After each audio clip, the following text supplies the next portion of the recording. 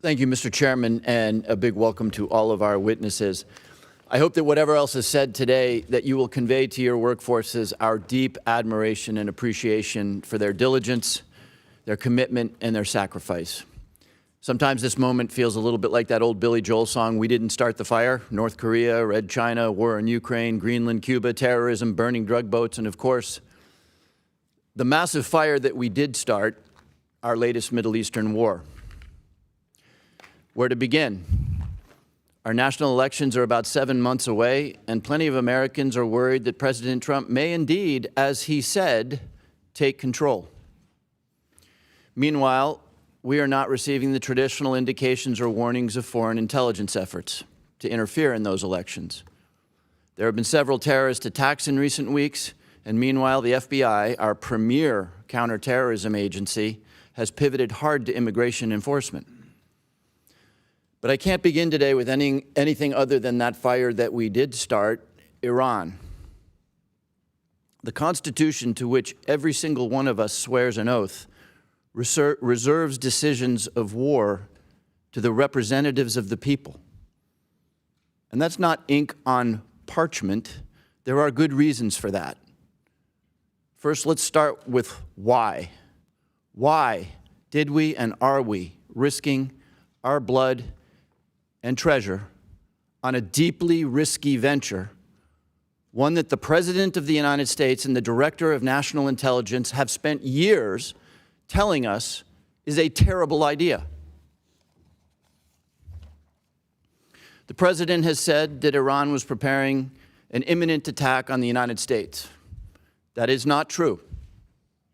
As awful as the regime is and always has been, not one of your agencies has produced a single report saying that Iran posed an imminent threat to the United States. The President also claimed that Iran would soon possess a nuclear weapon, perhaps in weeks. That is also not true. It is not supported by a single report from your agencies, and it is certainly belied by the repeated claim that Iran's nuclear capability was obliterated mere months ago. Second, let's consider the consequences, as the Congress should have done. The Congress, not one man, should consider whether our constituents in uniform will live or die.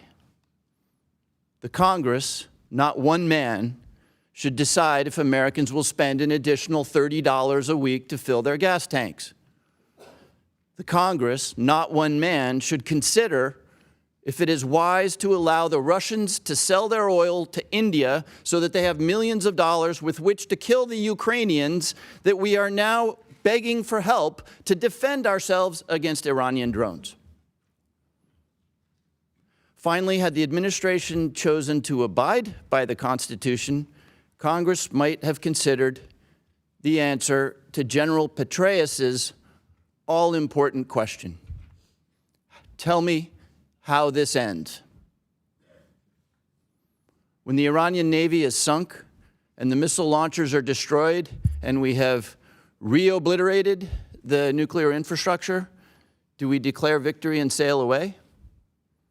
How do we feel about a new supreme leader who is more extreme and vicious and dedicated to the development of a nuclear weapon than the last one? Do we do a deal with him?